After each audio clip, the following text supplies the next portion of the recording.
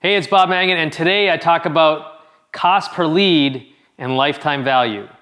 Now the future is here and it looks real bright, and it can be yours too if you set your path right. I'm here to stay just like a necklace waiting to be pearled, and I'm throwing up the chorus as I'm singing with the world. Live free, dream big, and see that the world is yours. The world is yours.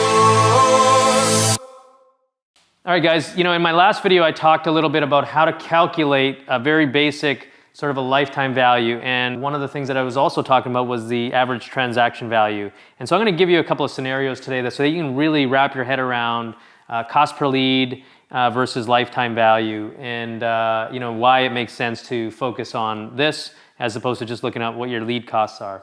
In my previous video, I shared year one, customer, client, patient is worth $3,000. $500 as an average transaction value. So let's go over here. In this campaign strategy, we have 10,000 units or pieces, direct mail pieces that we're going to be sending out. And each direct mail piece is going to cost us 75 cents to ship and mail out. So print, ship, and mail out. Okay, so we got 10,000 pieces at 75 cents, which is a total cost of $7,500. All right. The direct mail response rates can be anywhere from 0.25% to 0.5%. And so I put down on the lower end at 0.25%, which is what we're going to close, and that's 18. So out of the 10,000 pieces that we're sending out, we're going to close 18 of those, right? And so the cost per lead is quite high, right? It's $416. Okay, for anybody that's looking at that doesn't understand lifetime value, that's an expensive cost per lead. And so I want to share something with you. If we were to just look at it, which most of you guys are looking at it from an average transactional value at $500, our revenue is only $9,000, which gives us a profit of about $1,500. And that makes me think, based on this scenario, would I do it again? All that trouble, all that headache, all that stuff that's going through, maybe I don't close 0.25%. or 0.25% next time. Maybe I close less than that, right? And so that's a lot of money that you got to spend for a small result, okay? But if you change the way that you think and you change the way that things are going, 3,000, which is the year one value, you got the referral rate of 2. So each time a customer is coming through, they're gonna visit you 2 times a year, so that's $1,000. And then they're gonna refer 2 people to you. That's $3,000. Now you can do the math.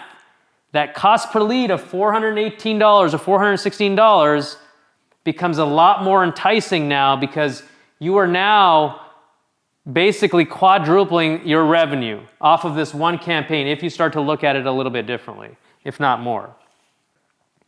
Okay, so now we're looking at, rather than looking at it from an average transactional value and only making $1,500, if we're doing a good job and we're getting people to refer us, then we're able to afford to pay a little bit more. So let's look at it from a lifetime value perspective.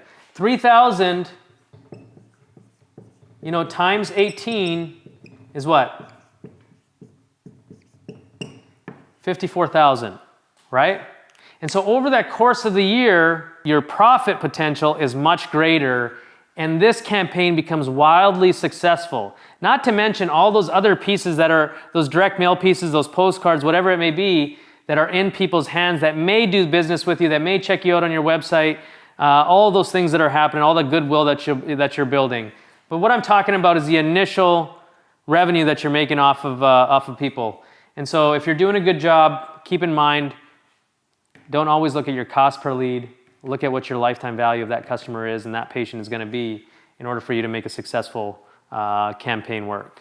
To kind of sum it all up, listen, it shouldn't matter what you're paying to acquire a customer. It shouldn't matter what you're paying per lead. Obviously, you want to get that cost per lead down. But if your case value, or if your value of a patient is $3,000, $5,000, $10,000, right? You can afford to pay a little bit more. But if you were to just look at it from this perspective, it's going to be very expensive, and that's going to keep you away from actually spending and creating better campaigns. This is what all the big boys do, is they know what their value is of a customer, and they spend to acquire that person. Hey guys, thank you for watching. If you like the content, click the subscribe button and check out these other videos.